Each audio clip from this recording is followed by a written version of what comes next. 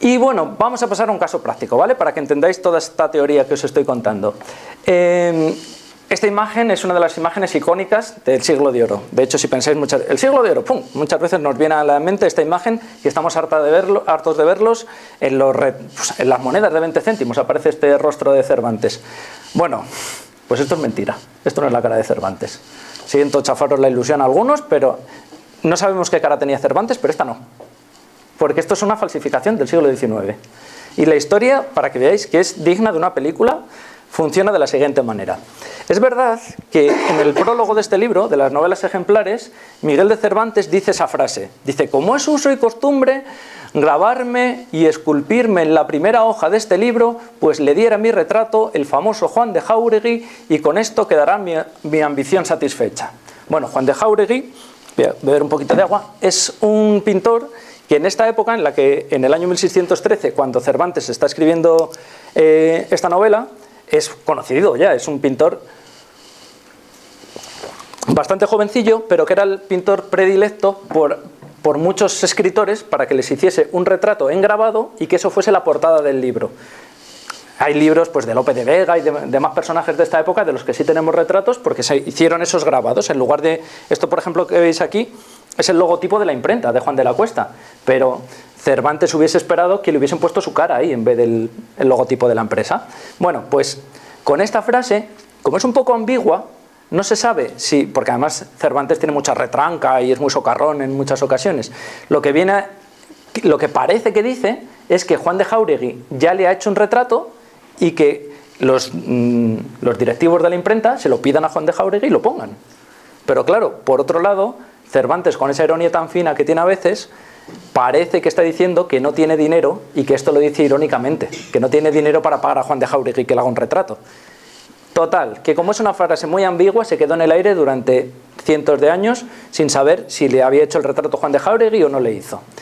Conclusión, que sigue avanzando la historia y llegado el año 1910, Narciso Centenach, que es este hombre que veis aquí, se encontraba aquí en Madrid viendo una exposición de Bellas Artes, una exposición de pintura.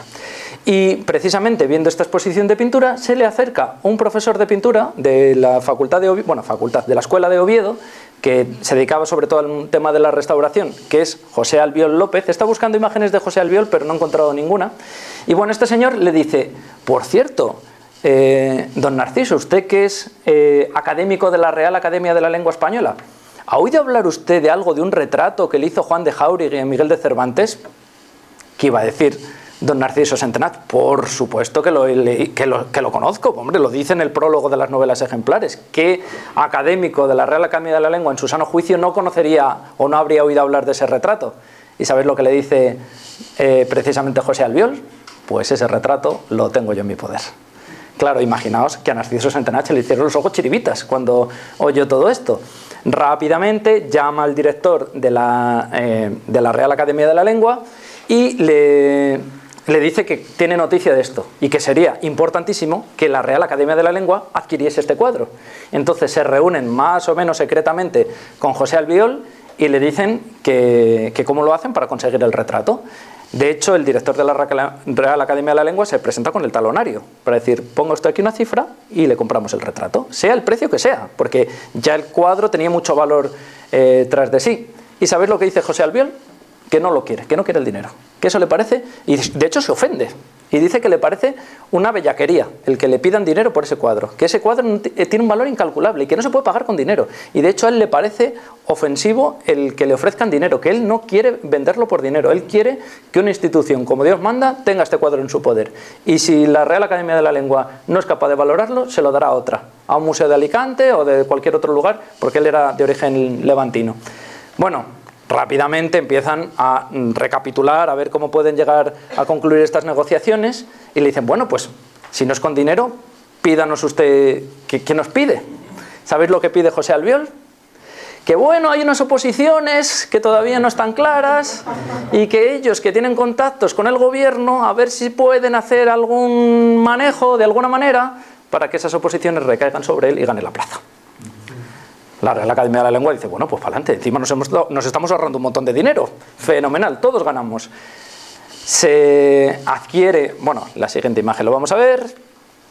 En el año 1912, José Albiol consigue esa plaza que tanto estaba esperando, la Real Academia de la Lengua adquiere ese cuadro y ya varios periódicos satíricos empiezan a darse cuenta de una cosa. En el cuadro, si os fijáis aquí abajo, dice Juan de Jáuregui Prints, que pintó en el año 1600. Juan de Jáuregui en el año 1600 tenía 15 años. ¿Cómo va a pintar esto con 15 años? Es imposible de los imposibles. Es más, ¿quién era Cervantes en el año 1600? Pues un tipo que acaba de salir de la cárcel en Sevilla.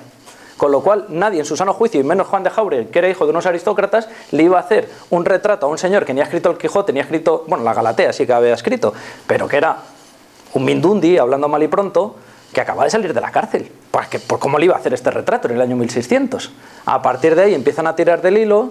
Claro, precisamente José Albiol conocía las técnicas pictóricas del siglo XVII. ¿Qué es lo que ocurrió? Que había pintado él el cuadro. Se lo había endosado a la Real Academia de la Lengua. Y ahora, claro, si hubiese aceptado el dinero, la Real Academia de la Lengua le podría denunciar por estafa. ¿Cómo le denuncian por haber amañado ellos mismos una plaza de unas oposiciones?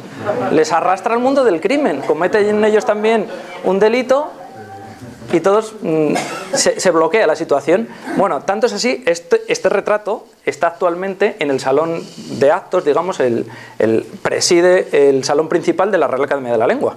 Y de hecho en la página web está anunciado, pero como ellos son los señores del lenguaje, ¿sabéis cómo lo mencionan en la página web? Como lo veis ahí, como un cuadro que es un falso auténtico. Es como no decir nada, porque ¿qué es? ¿Verdaderamente falso o cómo? Claro, no, auténticamente falso. Es del todo falso. Pues es un poco ambiguo en ese sentido. Bueno, pues para que veáis cómo una trola, una mentira, esconde un montón de cosas más. José Albiol, un crack en el mundo de las imposturas, porque le salió la jugada redonda, ganó la plaza y no le pudo mover nadie de ahí, evidentemente, claro. Bueno, pues de hecho hay una anécdota que dicen que Menéndez Pidal, cuando fue director de la Real Academia de la Lengua, sabía ya fehacientemente que esto no era un retrato de Miguel de Cervantes y le dijeron: pero don Ramón, si usted sabe que este cuadro es falso, ¿por qué lo siguen teniendo colgado? ¿Y sabes cuál fue la respuesta? Déjenlo ahí, no es que si lo quitemos nos obligan a poner un retrato de Franco. Con lo cual se quedó el cuadro ahí para siempre. Bueno, pues, y de hecho, fijaos que nosotros lo hemos asimilado, una cosa que es absolutamente falso. Y si nosotros nos dicen, imagínate a Cervantes, te lo imaginas ya con esta cara.